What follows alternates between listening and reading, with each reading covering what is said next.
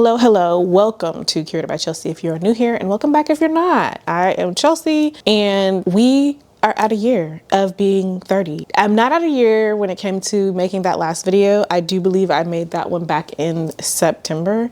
I just wanted to be on top of it and kind of put out a new update of being 30 or being in my 30s. But if you want to see more content like this, go ahead and hit the subscribe button. And if you like this video, like this video.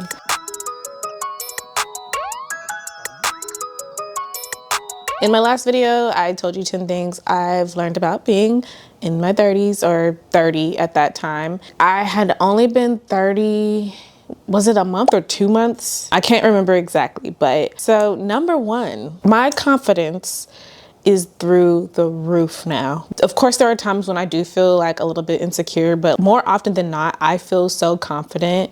And I'm just so sure of myself these days, and I feel like I can say things with more confidence, especially when it comes to making content. Now, like, I just don't mind posting just kind of anything on like Instagram and TikTok. If I want to post like an outfit, I'll post it. If I want to post my makeup favorites, I'll post it. And I just don't feel like, oh, somebody's gonna hate this. And you know, now that I've kind of come into the whole multi-passionate thing, I just feel very confident in posting and talking about that topic on my social media platforms, especially this one. Like, I think YouTube helped with that, but also just my age helps so much. If I were still in my 20s, I don't think I could confidently speak on those things, and I'd probably still be like, here's the hair video, here's a makeup video, here's a little fashion video. Now I just feel like I'm the subject matter expert on certain things. Number two, the power of a good nighttime routine. And this is something I'm still currently learning and I do need to get better at. But having a nighttime routine is probably more important, in my opinion, than having a morning routine. Because like a morning routine is one thing, like you get up, eat breakfast, brush your teeth, wash your face, make your bed. Cool. But a nighttime routine, you really have to be disciplined in like going to sleep on time.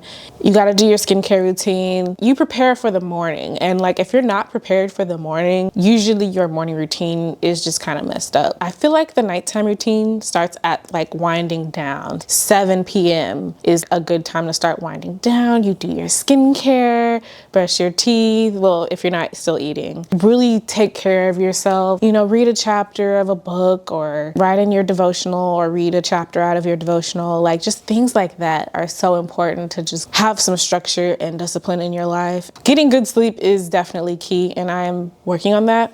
I actually got the Aura ring to track my sleep, and it turns out my sleep is trash. It has gotten a little bit better since I've been wearing the ring, but I could definitely still use some work. It's just so hard for me. Like I'll wind down and then like I'm just laying there and I won't turn off the television because something interesting is happening, but I know I just need to turn it off and go to sleep and then I'll be good.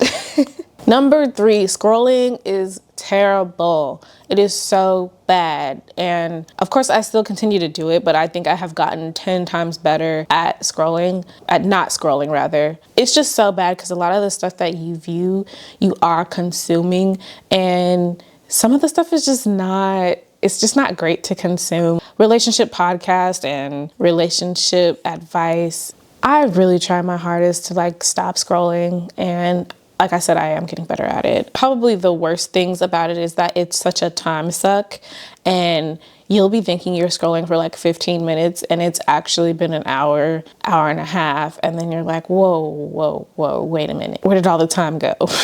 Something that's different about scrolling now is when I was in my 20s, TikTok did not exist. I think it was called Musically at the time. And also I was more out and about, and now I'm just not as out like I was before. So maybe I just need to go outside more, like literally touch grass instead of scrolling. Number four, most things are not that hard anymore. So when I say this, I really just mean things like making a YouTube channel, being more consistent with things. They're just not hard to me anymore. If I wanted to, I feel like I could learn how to code pretty easily without scratching my head and being like, I don't get it. There are some things still that I do believe are hard, but like, I don't know, like I find things to be so easy now. Like if I want to sit down and learn a new language, I feel like I could. When I was in my 20s, I just don't think that I had either the attention span or just the bandwidth to learn a new language. I don't know. But now I feel like, yeah, if I want to relearn Korean, I knew a little bit of Korean at one point, but if I did really wanted to, I feel like I could. I really do. I just think things click a whole lot better than they did before. Things just make sense. The comprehension is there. But before it was just like zzz, zzz. I don't know. And I even feel this way about like being more disciplined and being consistent. I just sucked at being consistent when I was younger. And now I'm like, nope, we have to be consistent in order to get things done.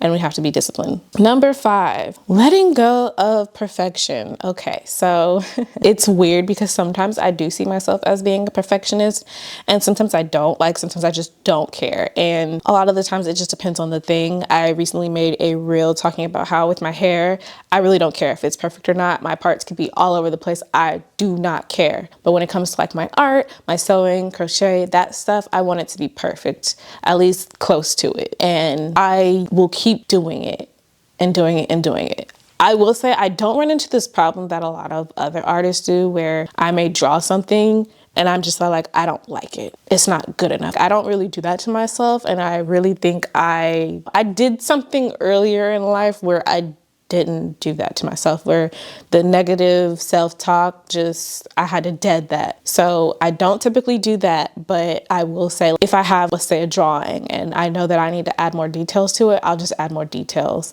I don't ever feel like it's unfinished if it's just doesn't have a ton of details. But I will say I do want to get better at making my backgrounds, you know, more vibrant and more detailed and, you know, just I'm having a moment with my art, but we're gonna get back into it. I just feel like I'm not super perfect. When it comes to editing my videos, I don't focus on perfection, at least not right now. And part of that is just because I want to put my videos out and have them out and then correct later. Ooh, when it comes to crochet, like that stitch gotta be nice and right. I will undo a stitch. I will actually frog a project in a heartbeat before I finish it and it look janky. I don't like that. Cause I've worn something that has looked janky and I hate how it feels. So when it comes to that, I am a perfectionist. But other stuff, like I just like, it's fine. It's fine. And I know that it looks not okay, but I just be like, whatever. You gonna get what you gonna get. Number 6, saying no is powerful. Oh man. Okay, so when I was younger, mostly in my 20s, I had a hard time saying no. You know, my friends wanted to go out. I would be like, okay. I'd be tired. I'd be like, oh my God. I used to have such a hard time saying no. I would be like, okay, I'll stay for a couple hours or try to make up an excuse. And now I'm just all like, you know, I'm actually not feeling up to it, so no. Or I'll just say no, because no is the complete sentence. I need for people to realize that. I know to some friends, I can probably come off as a buzzkill when I don't want to do something.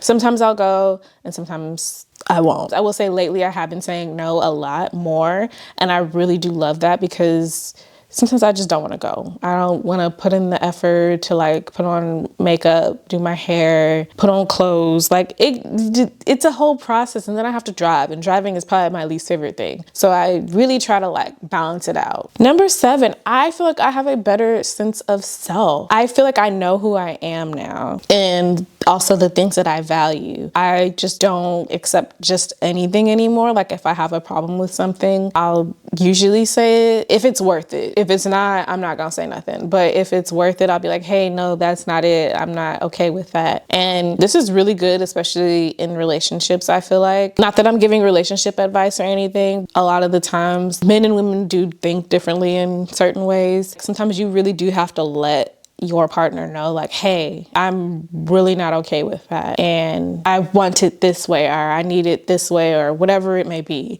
I need this to be a certain way. And whether they understand or not, that's neither here nor there. But the fact that you know that about yourself is good. And it's always so important to stand up for yourself. So if you're younger or in your 30s, just be sure to always stand up for yourself and be sure you are expressing it in a way that others can understand. Because sometimes you can say, I don't like that, and people don't get it, and you need to explain why. So this is why it's important to have a good sense of self. I just feel like now that I'm older, I can express myself eloquently, and I don't know, like I just feel like I'm much better at speaking and expressing my feelings and my values and morals and all that. Whereas when I was younger, I feel like I got tongue-tied a lot and I hated expressing that type of stuff. So now you can't shut me up about it. Number 8, health is wealth. And I think this is for everybody, but especially if you are getting older, you have to exercise, you have to move, you have to eat better. Oh my God. Not only is it good to exercise and eat well, you need to be going to your checkups at least yearly, especially if you are a woman. Go get your checkups, go get your physicals. Please go do it. You need to catch stuff early if you can, if you have it, and you just need to stay on top of your health. I've always been one to stay on top of my health because I kind of have to. I have a chronic illness, or is it condition? I call it a condition. I don't know if it's an illness, but I have a chronic condition and I have to check in every year. Otherwise, I will not be able to get my medicine, and I need my medicine to basically live. I've always been good about it, but when it comes to physicals and just those yearly checkups, I have been kind of like, whatever.